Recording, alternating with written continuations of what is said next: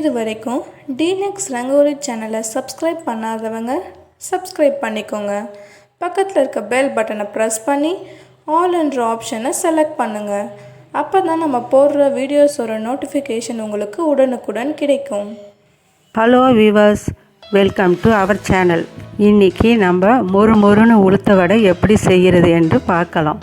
இது ஈவினிங் ஸ்நாக்ஸாக செய்து கொடுத்தா குழந்தைங்க ரொம்ப விரும்பி சாப்பிடுவாங்க. தேவையான பொருட்கள்: உளுத்தம்பருப்பு 1 கப்பு 4 மணி நேரம் ஊற வச்சுருக்கிறேன்.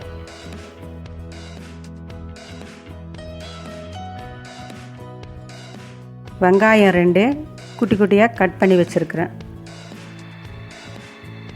கறிவேப்பிலை சிறிதளவு கட் பண்ணி வச்சுருக்கிறேன். அரிசி மாவு 1 ஸ்பூன் ஆட் பண்ணி வச்சுருக்கிறேன். அதோடு சேர்த்து ஆட் பண்ணோம்னா வடை மொறுன்னு இருக்கும். சோடா மாவு சிறிதளவு போட்டுக்கிறதுனால வடை உப்பி வரும். மிளகு 1 ஸ்பூன் ஆட் பண்ணிக்கிறேன். நம்மளுக்கு கோல்டாக இருந்தால் கூட சரியாயிடும். பச்சை மிளகாய் 2 அல்லது 3 ஆட் பண்ணிக்கலாம். உங்களுக்கு தேவைக்கேற்ப. உப்பு தேவைக்கேற்ப சேர்த்துக்கலாம்.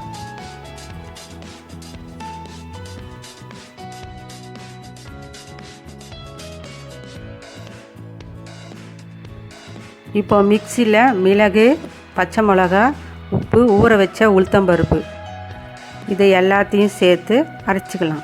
தண்ணி அதிகமாக ஊற்றக்கூடாது. நம்ம அரைக்கும் போது என்ன செய்யணும், கொஞ்சம் கொஞ்சமாக தெளித்து அரைச்சிக்கலாம். பாருங்க, இப்போ நான் அரைச்சி எடுத்துன்னு வந்துட்டேன். இப்போது இந்த மாவில் வெங்காயம், கறிவேப்பிலை, கொத்தமல்லி எல்லாத்தையும் போட்டு நல்லா பிசைஞ்சுக்கலாம்.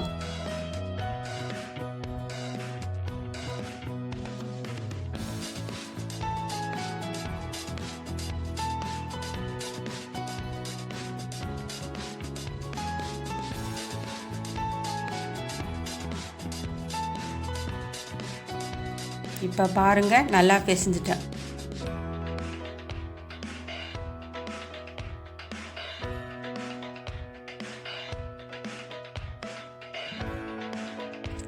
வாணலியில் எண்ணெய் ஊற்றி சூடு ஏறின உடனே நம்ம வடை தட்டி போட்டுடலாம்.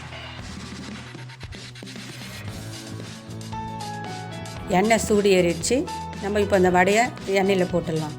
2 மினிட்ஸ் அப்படியே விடுங்க. வடை கலர் சேஞ்ச் ஆகிடுச்சுன்னா நம்ம எடுத்துக்கலாம். இப்போ பாருங்கள், வடை கலர் சேஞ்ச் ஆகிடுச்சு. வடை எடுத்துடலாம். பாருங்கள், நம்ம சோடா மாவு போட்டதுனால வடை பாருங்கள் உப்பி வந்துக்குது. அவ்வளோதான் ஃப்ரெண்ட்ஸ், மொறுன்னு உளுத்த வடை ரெடி ஆகிடுச்சு. இப்போது இதை பவுலுக்கு மாற்றிடலாம். பாருங்கள், பார்க்கவே எவ்வளோ சூப்பராக இருக்குது.